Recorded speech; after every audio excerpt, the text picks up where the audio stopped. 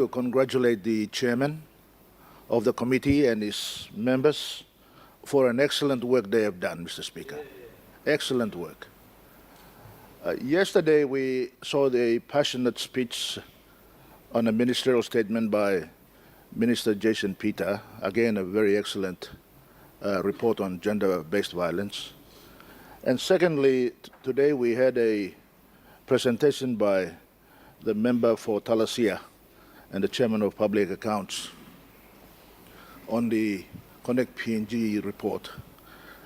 And when you see the makeup of those committees, you can see that many of them are first-time MPs who have come into this Parliament House and starting to work through these committees. It reflects a very passionate desire from these members in some of this work that they are carrying out, Mr. Speaker, and I congratulate them for that. And I think it's fair to say that the government has made a right choice in supporting these committees. We must continue to do that, Mr. Speaker. Mr. Speaker, why? Because these committees, through these inquiries, go directly to the public.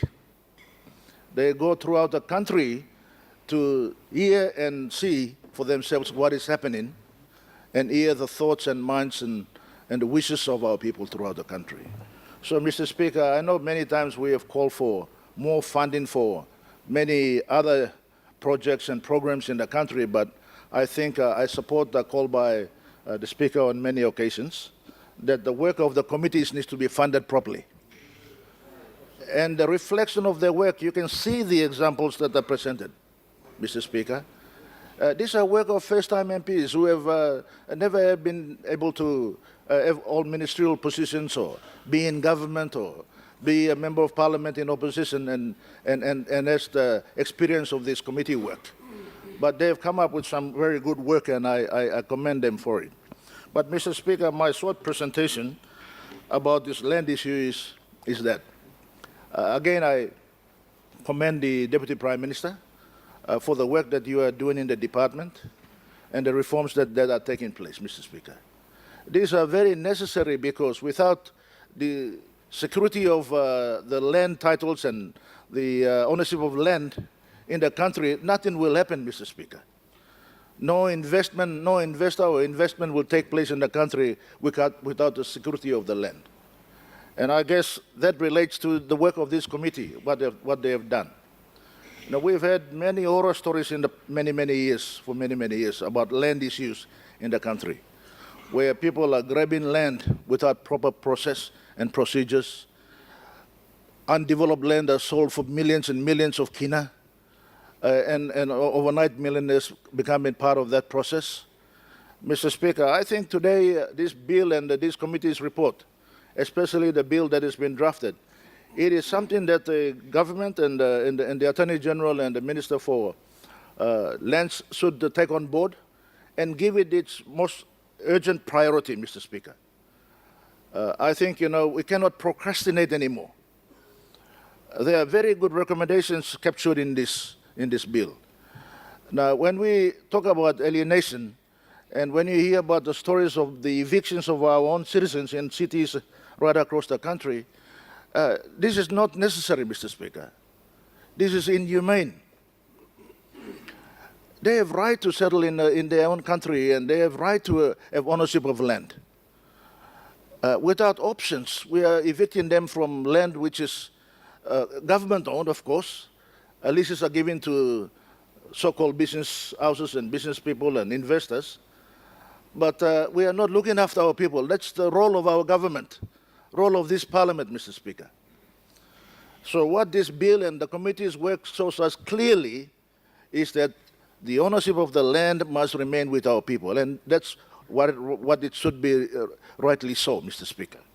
Mr. Speaker, I think that the land ownership by the people and the way to monetize that is very encouraging, Mr. Speaker, as recommended in the bill. Many of us know the difficulties about registering customary land and then trying to capitalize that for business or development, Mr. Speaker. Now, this particular recommendation from our committee is that we can now have the opportunity, Mr. Speaker, to allow our landowners and our customary landowners to continue to have indefinite, perpetual ownership of the land without losing rights to it.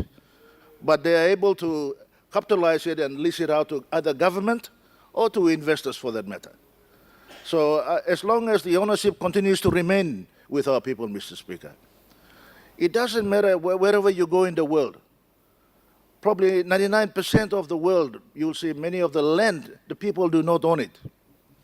It is owned by governments or owned by businesses. And our people, their people tend to struggle to acquire even their first home in their respective countries. We are very unique and we are very fortunate that we have our tribal systems that continue, that the customary land ownership must remain with the community and the people, with common ownership, Mr. Speaker. And that we must not allow it to be diminished in whatever shape or form, Mr. Speaker. We cannot do away with that. That is the last protection that our people need in this country. It is the ownership of the land. And I know that debates about how we should develop it and how we should lease it out to government and so forth, it's debatable, but if we can have a process in which we can be able to register customary land as proposed by the bill through the good honorable chairman in his committee, Mr. Speaker, I think it deserves our support. It deserves our support, Mr. Speaker. Doesn't matter wherever you go in the world, and if you want to go and buy a land in China or United States or anywhere, you as a foreigner, you cannot just simply walk in through somebody's door and pick up a title, Mr. Speaker. It seems to be happening so frequently in this country. You know, yes. Well, me not giving one talk to you, one of your Chinese friends, some land, so don't accuse me of anything. But Mr. Speaker, you know, some of you are so close to the Chinese and everywhere. You know, we know what is going on. So let us not politicize this. This is too important. This is too important. Let us not politicize this. Let us have a bipartisan approach. I think the committee has done a great work. But I want to say this, you know, plan the line, blue you mean? Or some governor blow oro itotok. Yes, only come up citizen am good pla. Mi plan mas law. Only come contribute to development of the country, blue you mean? But all the round and the false pretense that time using this law of working business opportunity, we must have the right to revisit that. Loksim ground natin na. Working more can pass in no good lo country blue me. We can't do that in their country, Mr. Speaker. We can't do that anywhere in the world. But we seem to be allowing that to happen in our country, Mr. Speaker. So I propose that I support that bill that has been presented by the good chairman in his committee, and I urge that Parliament support this and give its full attention. No good Jimmy workload debate ikona. Different iko. But me encourage him, Deputy Prime Minister and Attorney General, please, you go pass law, making sure this law bill gets the full attention it deserves, and let us bring it back into this Parliament so that we can all support it. Thank you, Mr. Assistant Speaker.